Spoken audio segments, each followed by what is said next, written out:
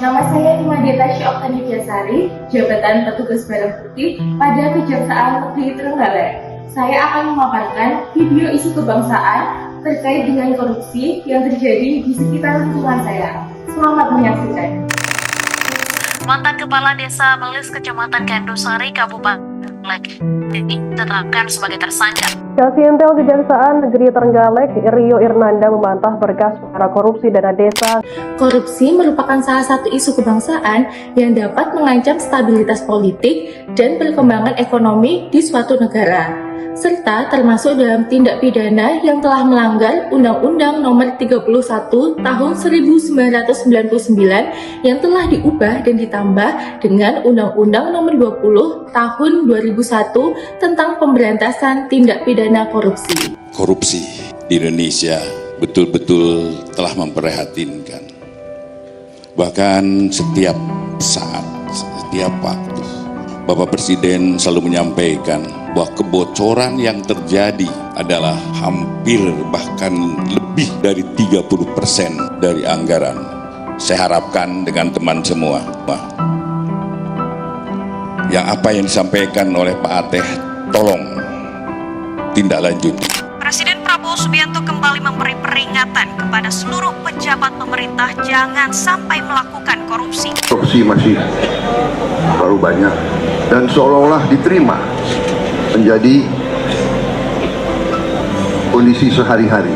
Bahkan kalau kita mengatakan kita ingin memberantas korupsi, kita malah ditertawakan. Ini yang harus kita lawan. Berdasarkan dari data Indonesian Corruption Watch atau ICW, tingkat tindak pidana korupsi di level desa menunjukkan tren meningkat dan konsisten menempati posisi pertama sebagai sektor yang paling banyak ditindak atas kasus korupsi oleh aparat negara. Korupsi dapat terjadi akibat dua faktor, yaitu faktor internal dan juga faktor eksternal. Faktor internal sendiri meliputi yang pertama, gaya hidup seseorang yang konsumtif tidak sebanding dengan pendapatan yang dia terima. Yang kedua, seseorang tersebut memiliki sifat yang tamak atau rakus dan serakah. Yang ketiga, kurangnya kedekatan spiritual antara seseorang dengan Tuhannya, sehingga membuat individu tidak takut dalam melakukan perbuatan yang buruk. Yang keempat, kebutuhan hidup yang semakin meningkat. Yang faktor terakhir yang kelima yaitu munculnya keinginan untuk mendapatkan uang dengan cepat dan mudah. Adapun faktor eksternalnya meliputi yang pertama, lingkungan pekerjaan yang mempengaruhi untuk melakukan perbuatan korupsi.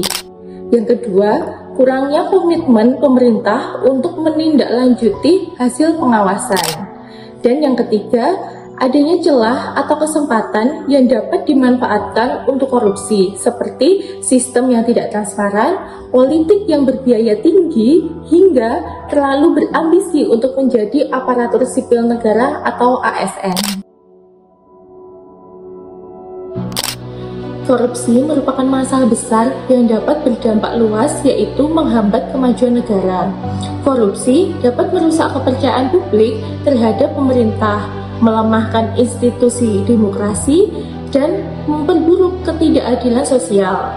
Maka dari itu, perlu dilakukan penanaman nilai-nilai anti korupsi kepada warga negara Indonesia sebagai upaya untuk mencegah tindak pidana korupsi tersebut. Salah satu caranya yaitu dengan adanya pelatihan dasar bagi calon pegawai negeri sipil dengan materi wawasan kebangsaan yang berguna untuk memupuk jiwa nasionalisme dan dapat menjadi ASN yang berakhlak.